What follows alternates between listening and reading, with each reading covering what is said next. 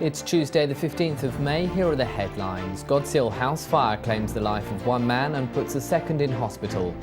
Rare wildlife sighting as 30 dolphins spotted off St Catherine's. Antisocial hotline celebrates a year of operations. And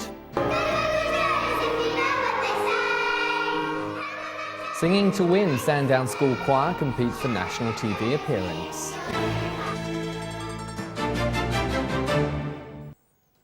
Good evening, welcome to the programme. This is Solent Tonight. A man has died in a house fire in Godsill.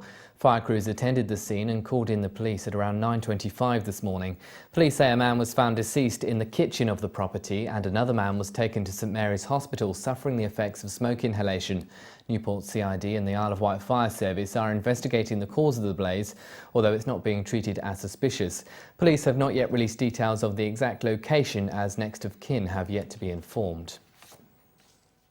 A pod of 30 bottlenose dolphins have been spotted just 4 miles off St Catherine's Point on the southern tip of the Isle of Wight. The sighting was made by a senior wildlife officer for the Biscay Dolphin Research Programme based on board the P&O ferry Pride of Bilbao. In more than a decade of research in the area, it's the first time the species have been recorded in such large numbers so close to shore in the area. John Arnott is one of the research scientists involved in the project.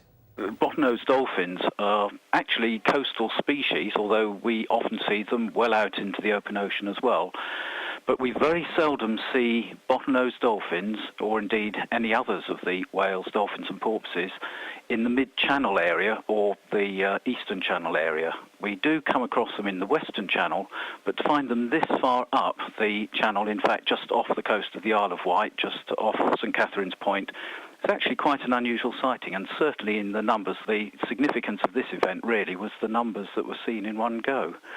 When we do our surveys, we're actually on the bridge of a ship and we're there from dawn till dusk, and that's the sort of dedication that you need. But certainly they are about, and you can see at any time. It's purely a matter of luck.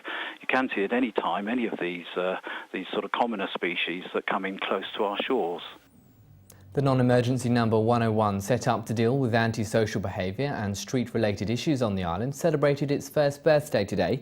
Since its introduction, the number has dealt with thousands of calls from members of the public, and the police say it's been a huge success in making our communities safer places to live.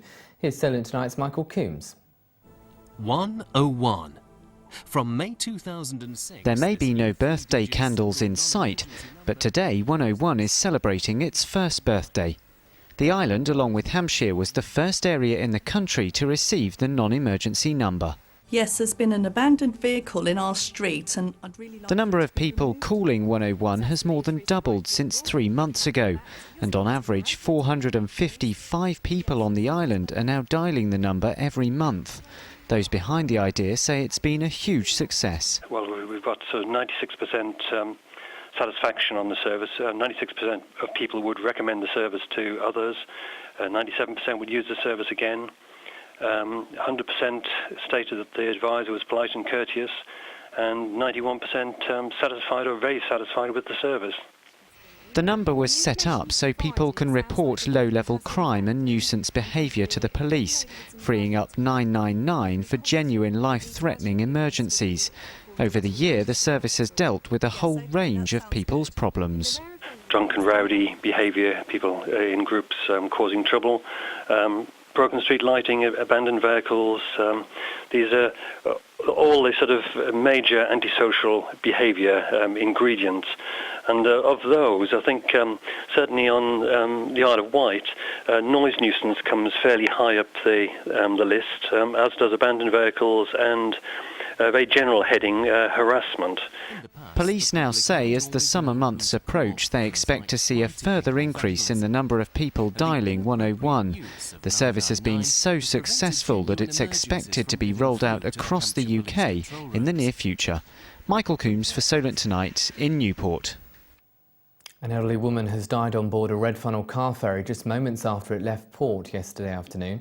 The 83-year-old Middlesex woman was taken ill as she got on board the 3 p.m. sailing from Southampton to East Cowes.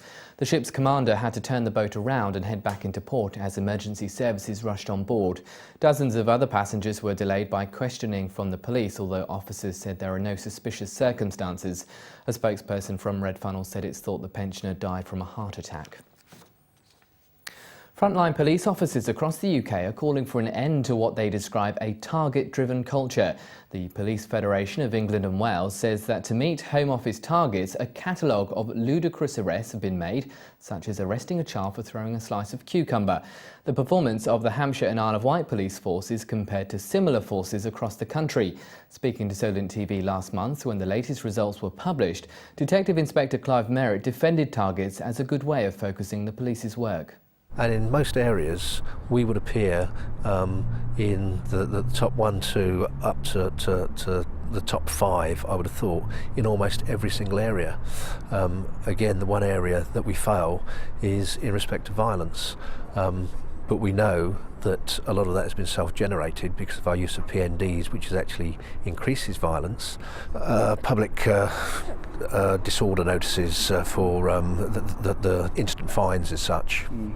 Where someone is stopped for a public order offence and given a fixed penalty ticket, for want of another word, to pay a fine. Overall, the targets are something that we need to work to. I think that if you're in an area where you're missing all those targets by a long way, then it must be very demotivating. But if you are hitting your targets, exceeding those targets, or you're very close to them, then that, I would say, helps you to motivate officers. We're taking a short break now, but still to come in the second half of Solent Tonight. Sandown School Choir sing their hearts out for a chance to perform on national television. Join us after the break.